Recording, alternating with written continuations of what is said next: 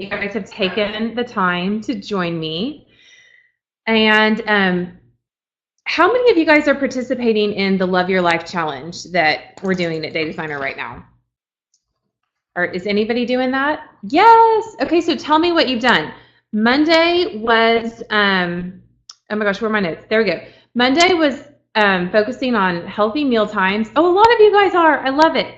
So what did you do on, Sunday? What did you do on Sunday for healthy meal times? Joyce says she's unfamiliar with the event. Okay, so Day Designer this week is doing a Love Your Life Challenge. And it's an email a day, I think. I was on the planning side of this, and so I don't check my email very often, guys, to be totally honest with you. But I think there's an email a day, and there's a focus for every day on how to bring love and joy into your life on a daily basis. Okay, so Amanda said she used her planner to meal prep. Yes.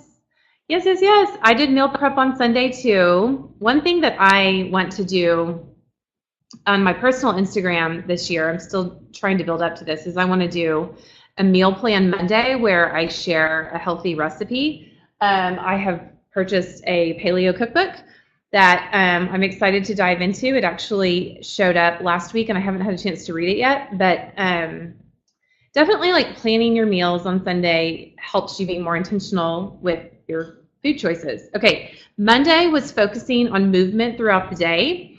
What did you guys do? I was working on a little DIY project. I actually was making chandeliers for our new house, which was something I've always wanted to do, and it's way easier than it sounds. I know it sounds super complicated. Love it. Julie just posted information for anybody else who wants to sign up for the challenge. Kara said she already meal plans. That is awesome. Love it, love it, love it. Your motivation for the rest of us.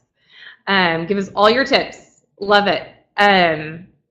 So I stood up a lot on Monday and just added a little bit of extra movement into my day that way. Tuesday was a focus on relationships. So yesterday I did Valentine's with my kids. So fun.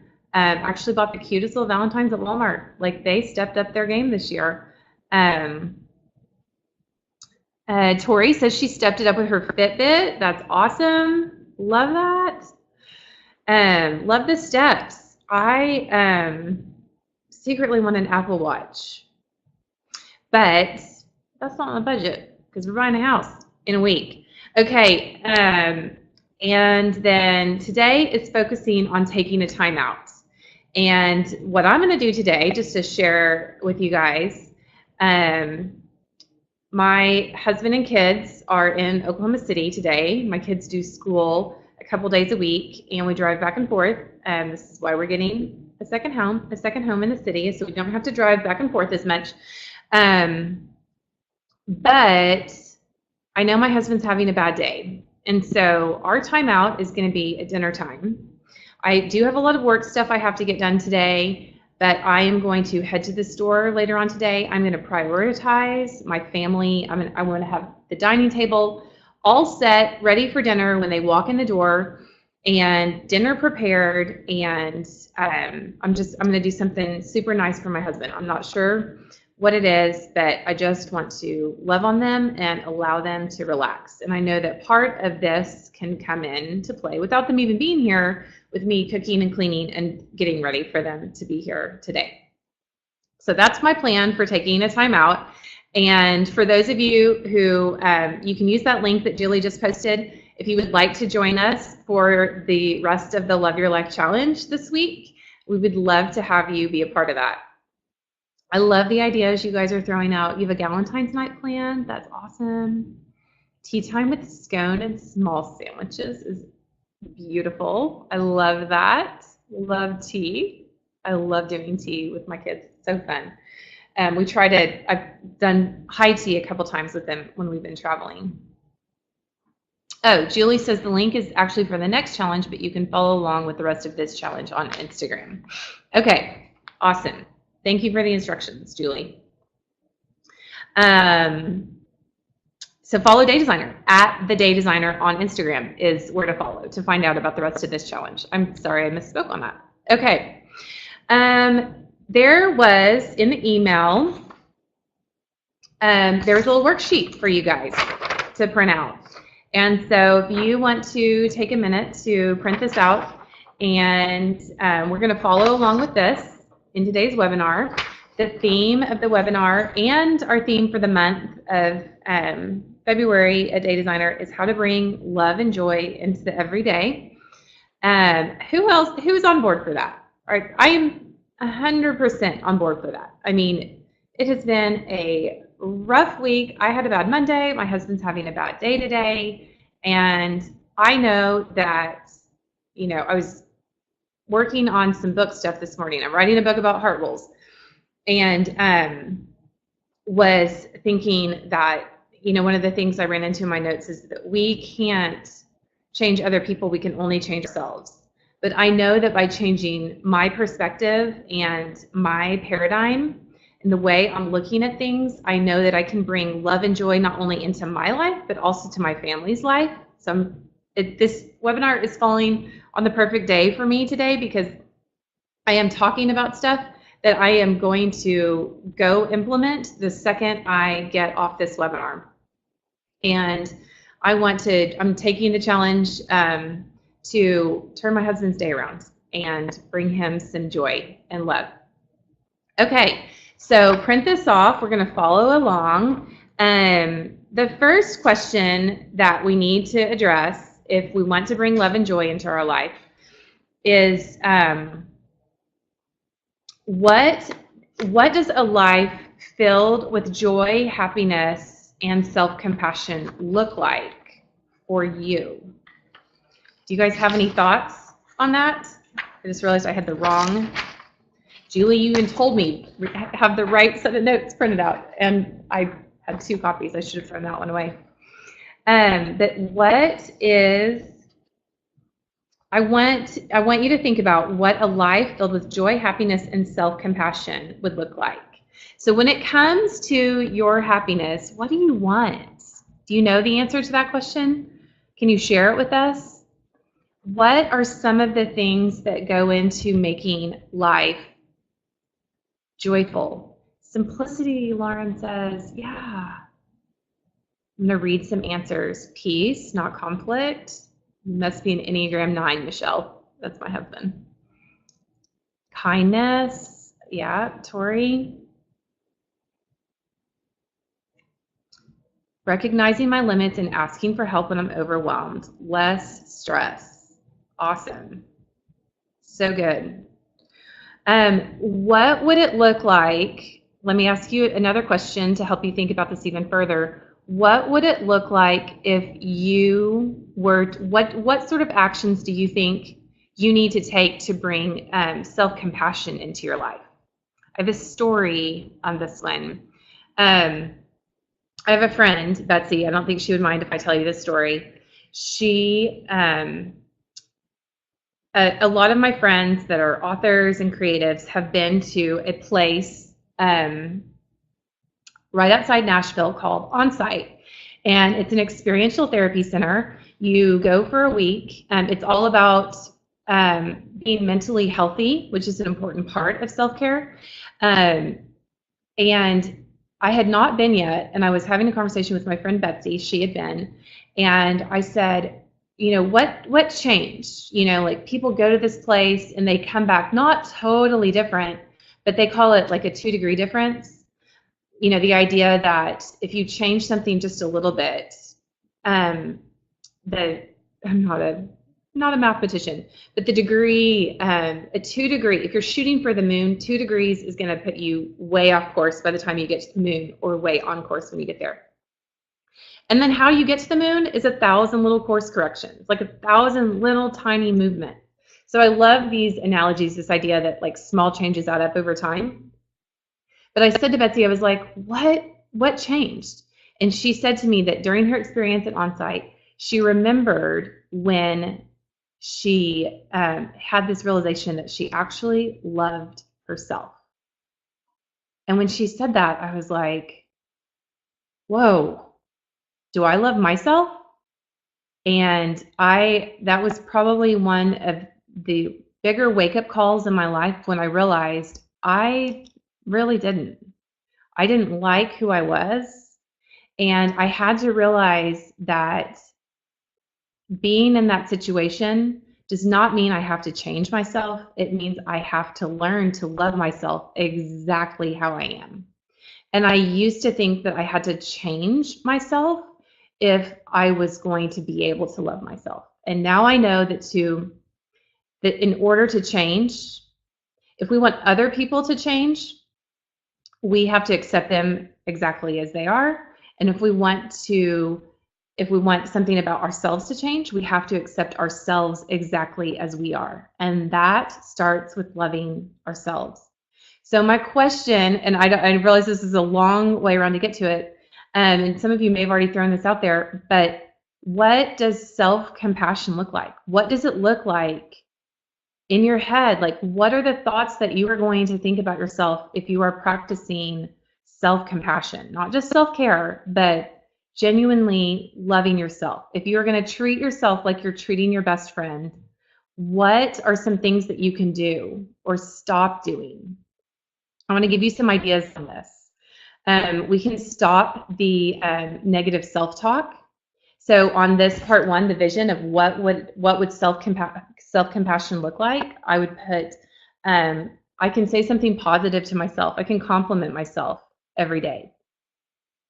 And if you're having trouble with this question, another thing that you can ask yourself is, how would I treat my best friend? Rachel says, cheer yourself on. I love that. I think, if I'm going to go meet a good friend for lunch, I am going to be excited to see her. And I'm going to put on my best face. I'm going to put my makeup on. And when I look in the mirror, I want to be excited to see myself like I would be excited to see a friend. So this can change your life, you guys. If you get nothing else out of this webinar, let's get self-compassion out of this webinar, because self-compassion is the heart of all the goodness in our life. Happiness is a choice. We can choose happiness, and part of choosing happiness is starting with some self-compassion for ourselves. Another thing that self-compassion looks like is telling ourselves, you are doing the best you can. Like, I want to say that to you right now, because one of my goals for you in this webinar is, when we get off this webinar, I want you to know that I believe you're enough, because I want you to believe in yourself that you're enough. And part of believing, only when we believe we're enough can we give and implement love and joy into our lives. Yeah, so we need to be our own best friends. We need to treat ourselves the way we treat our best friends. I want you to know that you're enough. I want you to start believing that and telling yourself that. And I want you to know that you are doing the best you can. This was another life-changing moment for me, you guys. I was reading a Brene Brown book. I think it was Rising Strong. And she started talking about recognizing that everybody in this world is doing the best they can. And I grew up in a household that was pretty perfectionistic, which translates to often critical. And I am really good at recognizing how things can be better, which is a gift. But any strength maximized, over maximized, if that's the word, is a weakness. And the downside to the gift of recognizing where things can improve is that very often the bar is constantly on the rise and nothing is ever good enough. And when nothing's ever good enough, I'm not good enough. And when I'm not good enough and I'm not loving myself, I can't love my people. So really bringing love and joy into our families' lives and our friends' lives and in the lives of those that we are in relationship with starts with first having compassion with ourselves and recognizing that we are doing the best we can.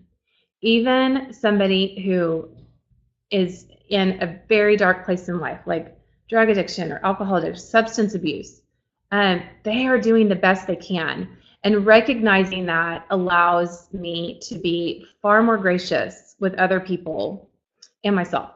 Okay, So hopefully I gave you guys some ideas. I love what you guys put out. Somebody said, laugh at yourself a little. One kind word can change someone's entire day. I would add to that, including you. So say something kind to yourself right now. Taking care of your mind and body instead of taking the easy or lazy way out. I love it. On that, I would also say it doesn't have to be hard. Little stuff adds up over time. And I call it smart lazy.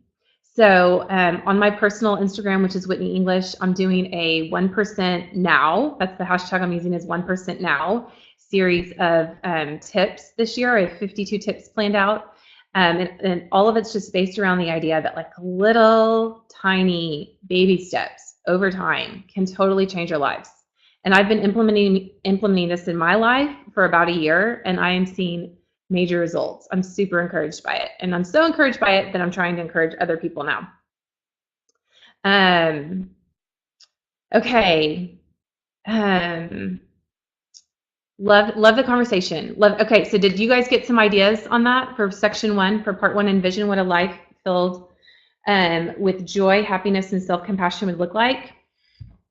Jot some ideas on some actions you can take right there. Okay, I'm going to move on. Let me know if you have any questions. I can try to answer them as I go. Or let's see, Teresa says, guest pastor just preached on doing the 1% change over time adds up to major change. I mean, I wish I had applied that principle to my life sooner, Teresa. Like, it's been truly amazing. Okay, to get the recording after the webinar, I believe it'll be sent out. If it's not sent out, I know we'll link it. Julie says we'll email the recording. Okay, great. Okay, part 2 is identify what is holding you back. So I've made a list. I would love for you guys to share with us what you feel like is holding you back. I think perfectionism is a big one for all of us. I hate admitting that. But admitting it also helps me balance it out in my life and helps me recognize that there's times when perfectionism is good and there's times when 1% effort is enough. The 1% effort is enough. So a few of my own ideas. I was reading an article from Psychology Today. They post all their articles online, and it's a really amazing resource if you're like trying to change your mindset or need to shift someplace. But the things that are holding us back, in addition to perfectionism, are excuses. Like we're saying we don't have enough time, and we have time for what we make time for. Negative self-talk. We just talked about that. That can hold us back. And something else that can hold us back is not thinking that we are where we are supposed to be in life. I have friends that I've talked to that say this, like, I'm just not where I'm supposed to be. I'm like, where are you supposed to be? You are supposed to be right where you are. And saying that you're not where you're supposed to be and using it as an excuse to not put any effort into change is just going to hold us back more. Like, that's the opposite of 1%, waiting for the right time to get started segues right into what I just said. Feeling guilty. Can we just all agree to drop the guilt? Like, think about what you might be feeling guilty for right now. And on this part 2 right here, because I think we all experience guilt, just write that thing down right here. What do you feel like is causing guilt in your life? Like, what do you feel guilty about? If you feel like sharing it with us, I would love it. You should never feel guilty about self-care. And here's one thing. This question, I'm going to touch on this again in a second, but it's worth saying right now. Self-care is not self-care if it comes at the expense of anyone else. And as long as our self-care does not come at the expense of anyone else, there is no reason for us to feel guilty about it. If it comes at someone else's expense, that is indulgence. That's wasteful and not good stewardship. If you're putting a massage on your credit card, that's not self-care. that is going to cause pain in your family's life when you guys have to pay off the debt later. So you guys are sharing some of the guilt stuff. Not being the parent I want to be, Lauren, you're an amazing mom. Feel guilty about wasting time. Cindy, you can kick this. You can put the phone down. Ask yourself, am I learning something by scrolling? And if you're not, just stop it. Putting work before myself and my family. Jill, that's a recipe for burnout. Make some quality of life decisions. What do you need to do for yourself, so that you can be the best version of yourself, so that you can help your family and you can be your best in the workplace? Comparing myself to people around me. Laura, I am so guilty of this. It is a constant battle. Somebody else said, Lauren said it, wanting to spend time by myself. You may need the time to yourself to recharge. This is my 24 hours without David and the kids, and I need this time to myself to recharge. Hallelujah. I mean, I love my family, but David knows if I don't have this to diffuse, I can't be the best version of myself for my family. I think all of these things that we feel guilty about, we know deep down we need these things. And we just need to schedule time in our schedules. We just need to put them in our planners. My planner is super full this year. I haven't even turned the page to today because I'm still stuck on yesterday's to-do list. Today is still empty, with the exception of this webinar. And I need to communicate, do two things. Number one, I need to communicate to my family the things that I need that are causing me guilt, and I need to get their buy-in. I need their help to recognize that I need that stuff, and that's part of self-care. Does that make sense, you guys? You guys are all good wives and mothers and daughters and sisters and friends. And we cease to be the best version of ourselves when we cease to take care of the things that make us the best version of ourselves. Can I say that again? We cease to be the best version of ourselves when we stop doing the things that make us the best version of ourselves. So we have to take this stuff. And I mean, the other thing is, if you need time alone, if you're getting your energy from if you get your energy from, I'm an introvert, so I have to have the quiet time. Extroverts don't always need it. But identifying what you need, starting with self-awareness so that you can recognize what you need, and then communicating those needs to people around you. And then those things are big rocks, you guys. You've heard the analogy of if you have a jar and you put the sand in first, and then you put the pebbles, and then you put medium-sized rocks, and you put big rocks, nothing fits. But when you put big rocks in first, and then you put the medium rocks, and then you put the pebbles, and then you put the sand, you can actually add water in on top of that. And self-care is a big rock. Self-care is a rock in our lives, and we need to stop and identify. And it's a physical thing, and it's an emotional thing. It's an emotional well-being. Lori says it's exhausting trying to be perfect and have it together all the time. And I would just love to give you guys permission. And I would love for you to internally accept the realization that we are enough just as we are, without being the world's version of perfect.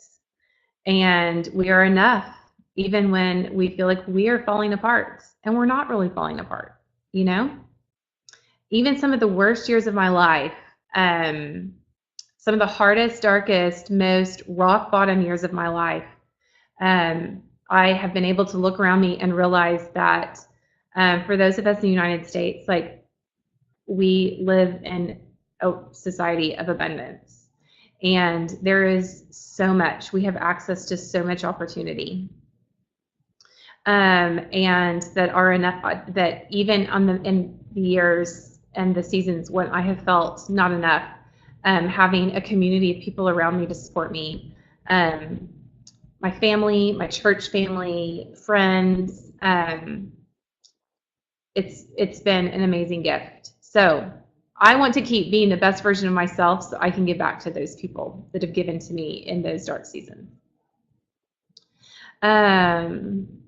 Okay, I feel like I need to read this. Tika says, other people want me to be their image of the perfect daughter and sister, the helpful friend, or whatever.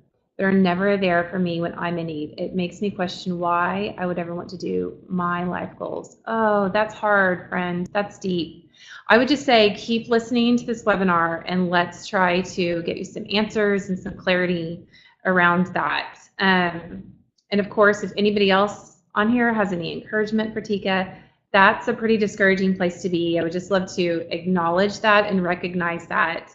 One of the things that is so hard to do is when we are in a pain of place and discouragement, to think about, what the potential for life is. I was actually listening to a podcast last night while I was falling asleep, and I can find it. Tika, I want to find it for you. It was an Andy Stanley podcast called Your Move. It was an old episode, way old, so I need to dig it up. But I will send the link to Julie so that she can send it out in the email. Or you can email us and we can get it to you one way or the other. But it was about study after study that has shown that the happiest people in the world are people that give to others. And there's also a book called Give and Take by Adam M. Grant that talks about, Tika, if you're at that spot where you feel like everybody's taking from you and you don't have any more to give, those are two resources that I would love to give you. Give and Take is kind of a business book, but I really think it would help. I think it would help you in this situation. And maybe you need boundaries. Maybe you need to, not be the XYZ friend. Maybe it's time to recognize your capacity and realize that you are doing enough. It goes back to this: you're enough. You are enough just as you are.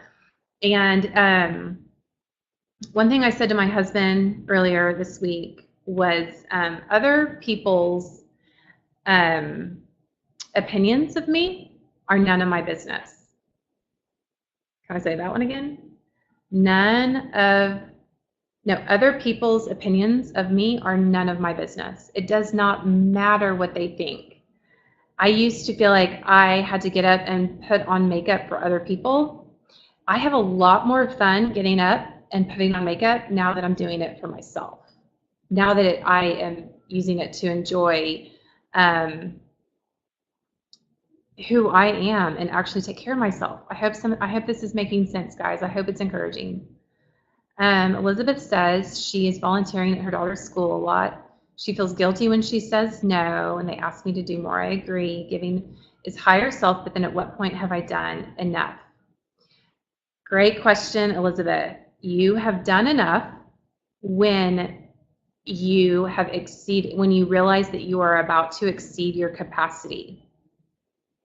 So I never volunteer for things, and sometimes this might, I don't know, I have no idea if I get dirty looks from other moms. And I also try to never volunteer outside of my skill set. So if they ask me to send snacks to school, like the perfect mom would send homemade decorated sugar cookies for Valentine's Day, right? But the mom who knows her capacity is going to send applesauce squeeze packets, and she's going to know that that's enough. Another thing that I love to do for my family is I love when we eat off real china, but sometimes my capacity is exceeded, and I need to be okay with eating off paper plates. So I'm going to buy fun paper plates. I bought some yesterday for our Valentine's Day dinner tomorrow. And I'm going to take a picture of it and put it on my Instagram. So I'll share that with you guys. Okay. Somebody said, Laura said something. Laura, what did you suggest? Where's your suggestion? I do, Tika. I'm going to have to read the comments later, you guys. I do hope you feel loved and supported here. And all this all this advice. You watched a John Maxwell video yesterday. Boundaries are critical. Boundaries. So Tika, read these encouraging comments from folks. These are people who have been there and done that and know how it feels. And Laura suggested the Boundaries book. Yeah, absolutely. By Dr. Henry Cloud. Anything by Dr. Henry Cloud. He's amazing. Okay, I love you guys. I love this. I'm going to move on. Other things that I have written in my notes really fast about what might be holding us back would be toxic relationships. Tika, maybe that applies to you. Fear, limiting beliefs that we don't deserve stuff. General discouragement, trying to stay out of that cycle. And if you feel like you're here's the thing about rock bottom, you guys. J.K. Rowling said this. It is the foundation on which she rebuilt her life. J.K. Rowling said, and so rock bottom is the foundation on which I rebuilt my life. Author of Harry Potter, you guys, a self-made female billionaire. Can I get an amen? I'm not about the money, but just the inspiration that she can be to all of us. The thing about rock bottom is it is a firm foundation to push off of. If you're at the bottom of a pool, the best place, and you're trying to swim, the best place you can be is at rock bottom. Just push off, you know? If you find yourself in that spot, I want you to use this webinar to push off and do small, tiny things. Go drink a glass of water. That is self-care. Get up, and I'm sitting at my kitchen island. I could get up and walk around this. I can make this my standing desk for the day. I can clear it off, which is something I did before the webinar. It was cluttered, and I thought, this is not going to be good. So the little tiny things can add up to get us out of the discouragement. Just spiral up one little tiny step at a time. I think you guys are typing the J.K. Rowling. She said, and so rock bottom became the foundation on which I rebuilt my life. Julie said it. Love it. The last thing is I want you guys to believe that stuff can change. If you feel like things are holding you back and this has felt like a discouraging conversation to you, I just want you to start with believing it can change. When you wake up tomorrow morning, don't look at your phone. Lay in bed intentionally for just 30 seconds longer than you would normally and tell yourself that you believe things can change. And then do something different. If normally you look at your phone, just don't. Just get out of bed and get ready without looking at your phone. Or look at your planner. Start with something so small. I feel like I'm kind of on a soapbox here, and maybe I need to check my time. But I also feel like there is probably a reason I'm saying all this, and there might be people on here that need these words. So hopefully this is helping you guys. Hopefully this is encouraging. Okay, I'm going to move on to part 3, which on the worksheet is, oh my gosh, right worksheet, is how can you open up time to prioritize joy and love in your life? Where do you have time in your schedule to prioritize joy and love? You guys know I love to read. One of the books that I have really enjoyed is 168 Hours. And Julie can probably find a link on this to share with us.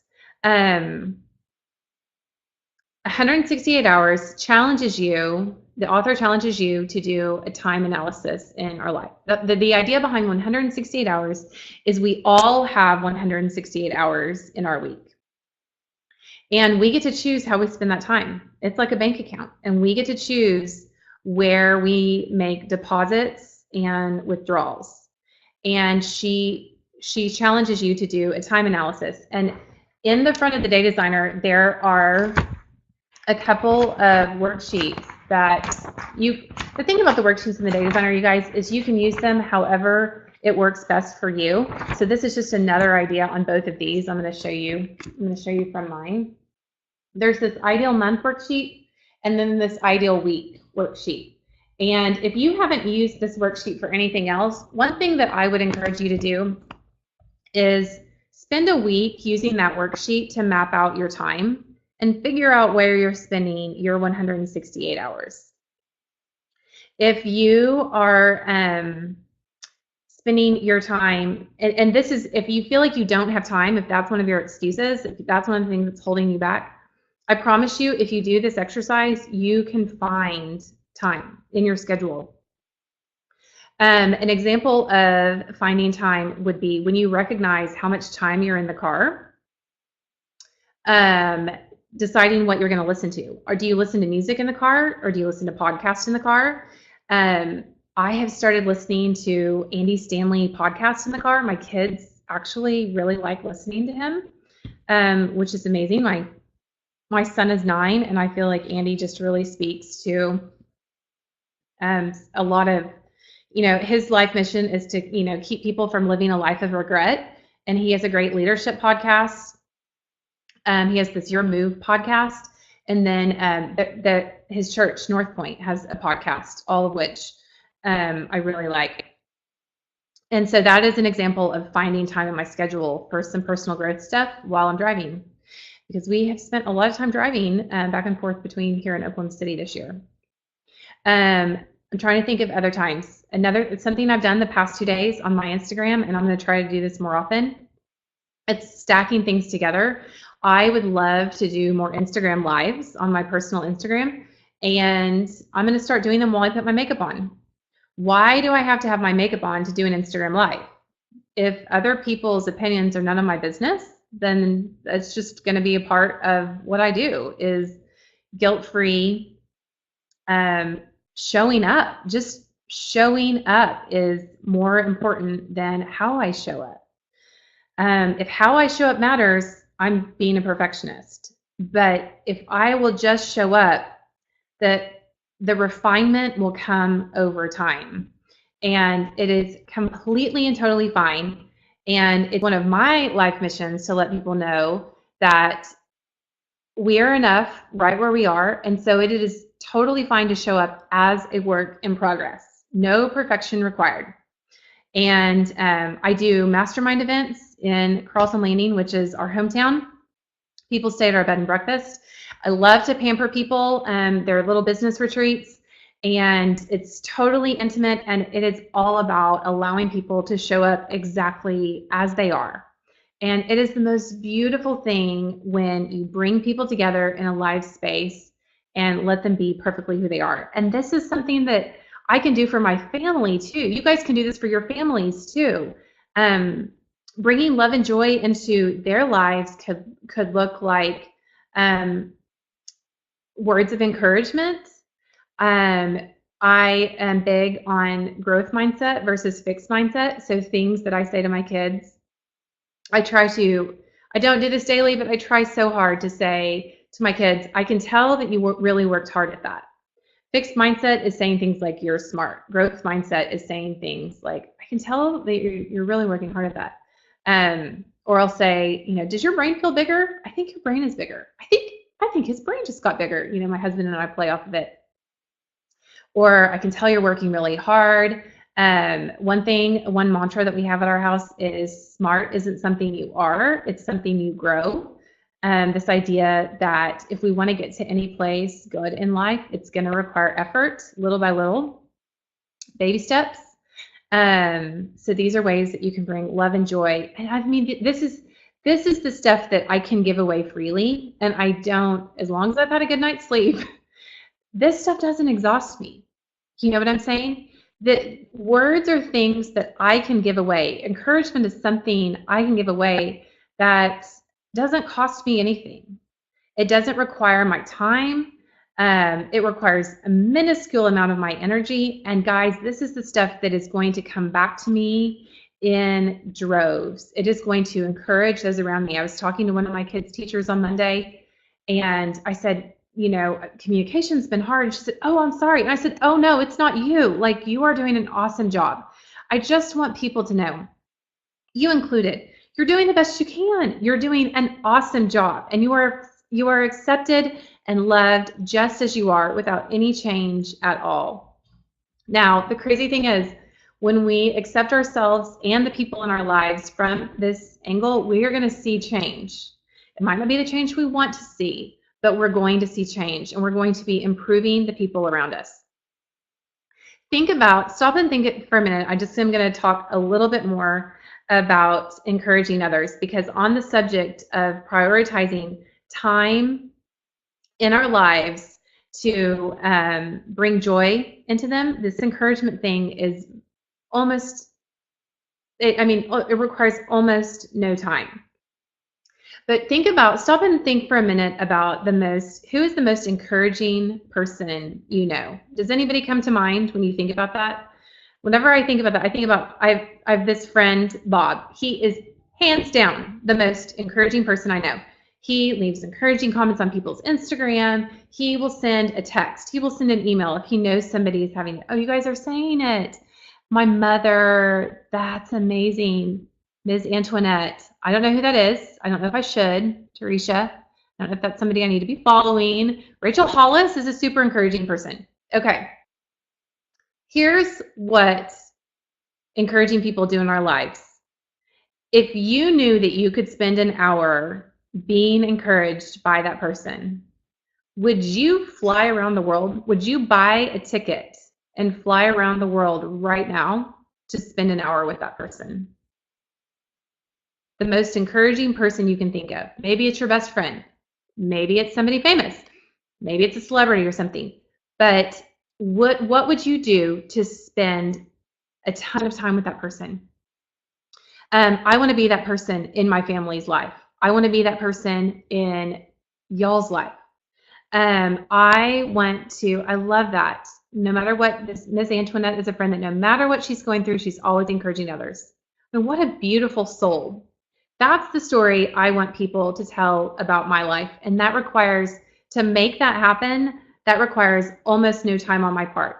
When I think about someone that I can shoot a text and say, are you okay? I've thought about you 3 times in one day. Want to let you know I'm grateful for you. I never talk to you, but I want to let you know that you're still important to me. Like, these are things that I can say to anyone and they cost me nothing. So that is one way, and giving that encouragement away will bring joy back into your life.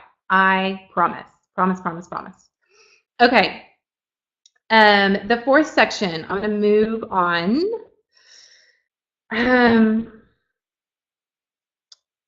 How will you make it happen? What's your action plan? What is your action plan for making this stuff happen? What does your next teeny tiny little step need to be? What is one thing that we have talked about in this webinar that you can get up, that right after this webinar is over, that you can get up and go implement in your life? Can you share one thing that you can do? We have a list of things that we have added to this worksheet down here of things that you can do to take care of yourself. A lot of these things are free. Some of these things require time. Time is money, literally. What can you delegate in your life to free up some of that time? That's another question you can ask yourself about time. I was talking to David, my husband, yesterday, and this kind of goes back to my version of smart lazy. I wake up every morning and I think about what I can pawn off on someone else. When I do this with my kids, it teaches them responsibility and character. When I do this in work, it frees me up to work at what I do best. If I'm in the process of hiring a new nanny for this summer. Our old nanny is leaving, and we don't have a full-time nanny, but we love to have the same person in our kids' lives consistently for overnight stays and things like that. Part of my job description is running errands, because if I am going to volunteer to make Valentine's Day things for my kids at the school, I need somebody to go to the store and get those. That's something I can pawn off. I don't have to do that. Okay, you guys are living, Tori said she's going to journal to free up her mind and her heart. I love that. That is therapy in and of itself. That is an example of, if you can't afford therapy, therapy is expensive. I do on-site about every 2 to 3 years because on therapy on a weekly basis is expensive for my time. It's not only, I think, about $150 a session, but I end up spending time driving to and from, and it eats up serious, valuable work time for me. And journaling on a regular basis is a great way for you to process the things that are happening in your life. And really, that's all therapy is allowing us to process. Stephanie says she's going to make a list of some podcasts and audiobooks for the drive to and from work. Yes, I love it. Amanda says my baths that were supposed to be at self-care have turned into scroll sessions that take up too much time and don't bring me joy. No more phone in the bathroom. I love it. Good job, Amanda. Love this, you guys. What else? Any other ideas? There's a lot of ideas right here, but I don't want you to think, I don't want you to be boxed in that like these are the only ideas for self-care. I'm kind of like looking at the list. Drinking water costs us nothing. Taking a hike, signing up for a class. Another thing that is self-care is skipping a meal when you're not hungry. I've been doing intermittent fasting this year. That's one of the little tiny baby steps I've taken that's actually changed my life. It's not as hard as I think it is, as anyone thinks it is. And I realized that I was like eating because there are like federal food guidelines that say I'm supposed to eat, and I'm not hungry. My body isn't telling me I'm hungry. Read before bed versus scrolling their TV. Looking forward to podcast. Yep, taking a walk, involving my kids in cooking with me, which I love, to better spend time with them. That's beautiful, Lauren. I love it. Deleting social media apps off my phone during the day. Journal before bed. Take time to read books that I like. No more phone in the bedroom. Love that. In our new house, I actually had an outlet installed on a shelf in our mudroom that's going to be our electronics outlet. When people walk in the house, that's where your phone goes. I'm going to have a hard time on that one. Turning off your phone, putting your phone in airplane mode, that's hard to do. I was driving yesterday and had this thought that people don't interrupt us, our phones interrupt us. And if I put my phone away, that it actually helps me appreciate people in my life more and creates less frustration with them, because my phone is the thing that's interrupting me. It's not them. My phone is just the thing that's giving them direct access to me. And so I'll communicate with my husband that I'm going to turn my phone off on airplane mode. One of us always leaves it on, especially when the kids are at school, in case something happens. But it's amazing when you turn your phone off what you don't miss out on. Whenever I go to on-site, they take your phone away from you for a week. One entire week. You actually have to turn it in. They put a label on it with your name. If I can go 1 week without my phone, without having contact with my kids, guys, the world will go on like without our phones. Walking your dogs, love that. And spending time with animals is really great for mental and emotional health as well. There's a form of therapy with that. And turning off notifications on your phone. Here's something that you can do. You can go, this is crazy funny. I have traveled internationally for some mission work in the past couple of years. And every time I take off to get to where I'm going to go, I turn off all the notifications on my phone because I don't want cell data to eat up my eat up my bill. And it's amazing how many notifications I don't need. So I do turn them back on little by little over time, but just going into your settings and the notifications and just go down and swipe off on all of them. And pretty soon you'll recognize like when you've missed something, your spouse, your significant other, whatever, will be trying to text you and you'll be like, oh, I totally missed that text. And they'll be like, can you turn on your notifications? Turn them on, no big deal. But spending all that time without notifications turned on is super liberating. So decluttering your notifications, if you don't feel like decluttering all your apps, is one idea. I'm also doing a decluttering challenge on my personal Instagram starting on February 24th, if you're interested in that. 32 days of declutter. Okay. Stop using my iPhone as my alarm clock. That's a great idea. You guys are talking about phone notifications? Okay. So there's more on this. Lots of ideas for you guys to pull from on this. And a lot of you guys are saying stuff about cell service, which is interesting. Our phones really do interrupt us, you guys. Okay. Where are the rest of my notes? Okay. This takes us to Q&A. Does anybody have any questions? Has anybody asked anything that I have not taken the time to answer? I'm going to take a drink coffee because I feel like I've been talking for an hour. Does anybody have any questions I can answer?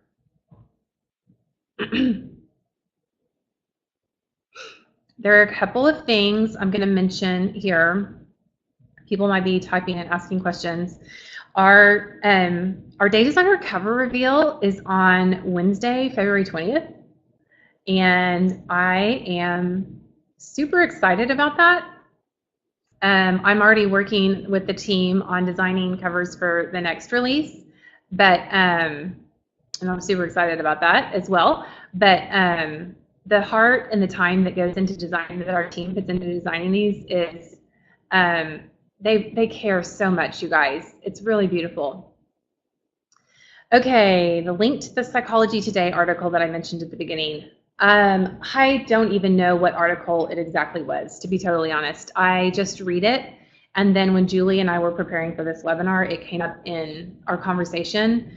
So I'm not even sure what it was, but next time I will try to be more specific about citing my sources. It's important, you know, and I'm writing this book about heart goals right now, and I'm keeping track of a lot of sources just because I totally realize we are standing on the shoulders of giants, and without everyone who's done all the research before me, that I would not be here where I am today.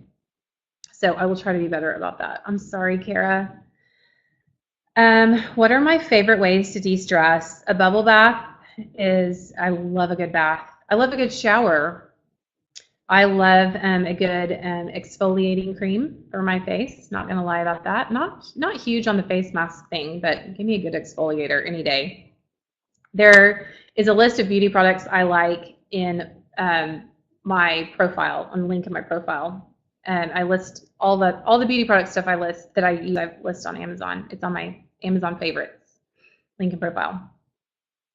Other ways I like to de-stress. I love to cook. I love to do stuff for my family. I love to, I mean, just literally like just getting in the shower and then, you know, taking the time to put makeup on and stuff. That stuff helps me a lot in a way that I didn't realize it would, but it makes me feel like I'm taking care of myself.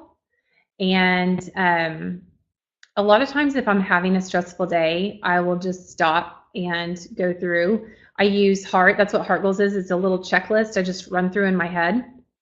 And I did it yesterday. I'll even write in my planner. Let me show you.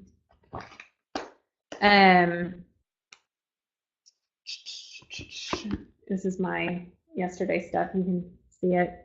But see how I wrote HEART right there? So I got halfway down my list. I actually didn't even get those first 3 things done. But I just stop and do those things before I start working again, because work takes a lot of priority in our lives, and so we tend to put it first.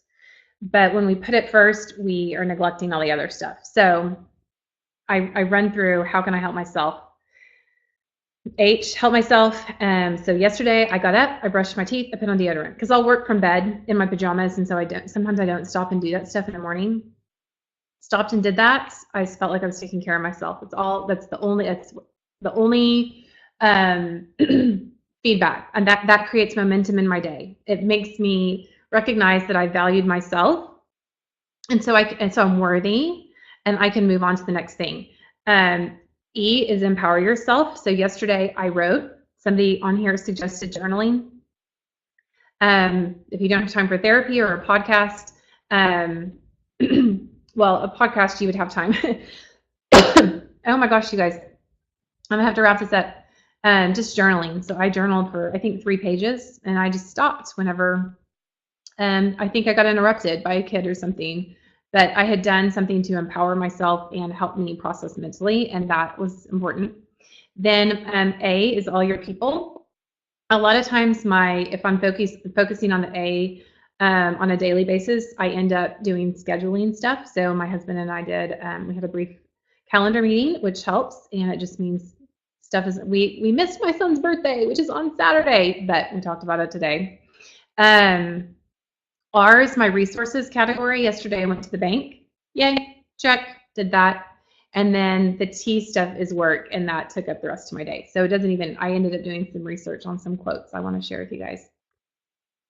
So that helps me de-stress as well. Okay, what else? What other questions are up here? Morning routines that I do to start my day. Okay. First thing is I don't pick up my phone. I don't do this all the time, you guys, but it is the difference between feeling like I have control of my day or my day ending up feeling like it's controlling me. So my phone is beside my bed. I don't think there's anything wrong with that as long as you can not roll over and pick it up first thing in the morning. Sometimes I listen to podcasts while I fall asleep. Sometimes I do. I lay in bed at night before I go to sleep and I'm on Instagram. Nothing wrong with that. But being intentional about picking up my day designer first is hugely life-changing. Then after that, brush my teeth and put on deodorant as sort of the first steps. That's something that I've been working on implementing right away. I don't take a shower every morning, but if I do that, and then I've gotten a lot more ritualistic about my self-care routine, morning and evening. I organized my makeup recently, and I'm going to talk about that in my 32 days of declutter challenge I'm going to be sharing with everybody on Instagram. And then I try to repeat the same thing at night. So it's mostly skincare, drinking water, and then as I get better about doing those things and really loving routine more, which is something new in my life, I'm going to add other things to that, like complimenting my husband and my kids and things like that. Okay. Tika says she gets up at 4 a.m., researches, reads a lot, reads more, check social media one time a week on Friday, call long distance friend one time a month. Tika, you are a high performer. You do a lot. You do a lot. Take care of yourself, friend. Take care of yourself, please. Do not put yourself on a path to burnout. We don't need to prove anything to anyone. And you might, I mean, some people can operate at that level and do totally fine. But I would say recognize, for anybody else watching, I would say recognize your capacity and realize that things can often cycle in seasons, and that's also totally fine. The podcast, Anything by Andy Stanley. He is a pastor at a church in Georgia, but he also has a leadership podcast, and their church has a podcast. North Point is the name of the church. And then there's also a podcast called Your Move that he does. There's definitely a spiritual overtone to the church podcast, and I think there's probably a little bit of one on the Your Move as well, but that doesn't bother me, and I appreciate the encouragement, and I feel like he is one of the world's greatest communicators right now. There's also a podcast recently that Andy Stanley did with Donald Miller. Donald Miller has a Story Brand podcast, and I think Don was on Andy's podcast, Andy's leadership podcast, and then Andy was on Don's Story Brand podcast, and they were both excellent. Like, I want Andy and Don to just do a podcast because they were amazing. Not a question, first webinar with you, so helpful. Okay, awesome, Amanda, thanks for joining us. How do I explain to my husband, who is a very cut and dry person, that I'm making changes to improve myself and join me in that?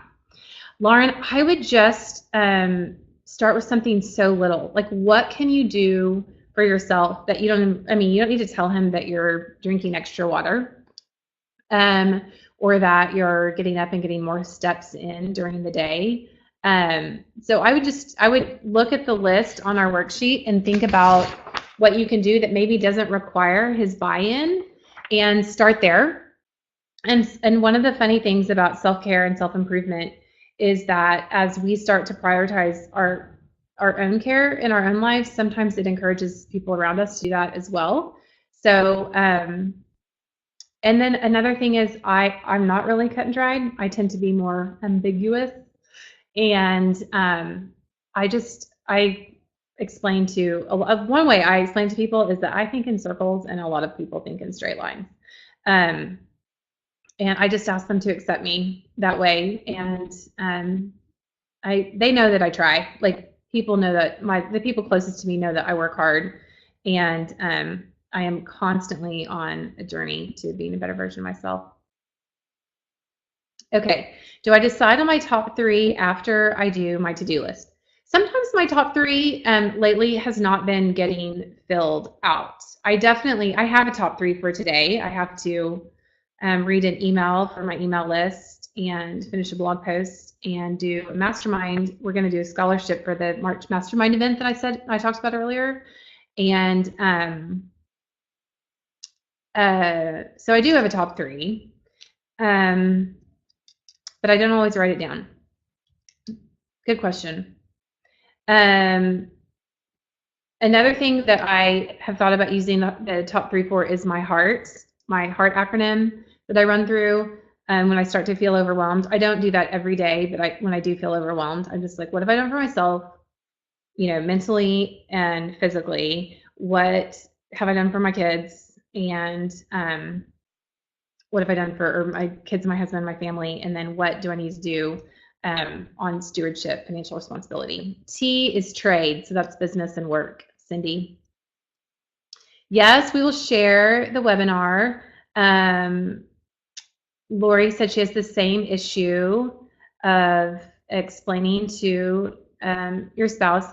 I know explaining this to significant others can be hard, but hopefully this is not, this doesn't have to be cold turkey. The small things that you can do, there are a lot of small things you can do in your life without disrupting your family's schedule and routine and stuff like that. Laura says she doesn't share any of these with her husband because he won't understand. He'll tell me it's a ridiculous idea. The reality is I'm doing this for myself because I know I need it. Laura, that's such a brave thing, and I love that. Sometimes I don't share about things that I'm doing because I'm not always as consistent with them as cut and dried people like me to be. And there's nothing wrong with me limiting the amount of information I give people in my life. We don't need to have a big family meeting about how much water I'm drinking. Maybe we need to have one about how much our kids are drinking. But a lot of these things are, really basic human need things. Maslow has a hierarchy of needs, and the first needs are physiological, and then there are love and belonging needs, which would correlate with our mental and emotional needs. And we need this stuff, guys. It's a need in our lives, and sometimes there's seasons where those needs are out of balance, and that's fine. But whenever I get too far out of balance, I try to predict the end of that season and identify actions that I can take in my life that will rebalance me and get me into a new season. Okay. Oh, I feel like you guys are